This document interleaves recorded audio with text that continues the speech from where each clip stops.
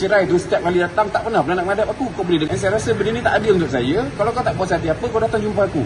Kau cakap depan-depan dekat aku sebab kau isteri aku lagi. Kau tak nak cerita dekat kos cerai mana datang lah. 8 jam kau boleh duduk dengan orang tu. Lepas tu hari ni datang setiap kos cerai tu setiap kali datang tak pernah nak menghadap aku. Kau boleh dengar cerita sebelah sana je. Datanglah jumpa aku. Aku ada. Aku standby je nak jumpa kau. Asal kau lari. Pergi cerita dekat podcast apa semua. Saya minta maaf. Saya minta maaf. Saya rasa saya dah tahan lama. Saya bukan nak burukkan sesiapa. And still saya tak buka apa-apa aib isteri saya hari ni. Saya cuma rasa benda ni dah too much. Okay, saya teremosi bukan pasal apa. Saya rasa banyak sangat dah saya kena. Banyak sangat. Tapi tak apa. Saya datang hari ni ada saya lafaz. Saya tak lafaz lagi. Saya bukan. Saya cuba ada prosedur dia.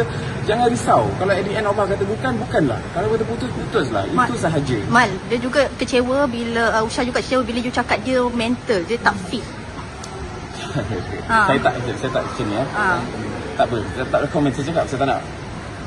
Saya rasa siapa yang tengok live akan faham live Usha apa semua ni. Kenapa saya tak cakap isteri saya gila ke apa. Tidak, saya cuma tak nak komen. Tapi siapa yang tengok live akan faham kenapa Usha ini, kenapa itu. And saya terbaca komen-komen semua. And benda tu saya rasa bukan saya tak cakap tu. Saya kata mungkin emosi tidak stabil.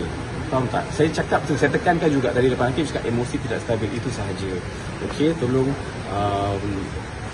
tak, saya rasa saya minta maaf pasal isu pukul ni. Demi Allah, demi Allah, demi Allah, saya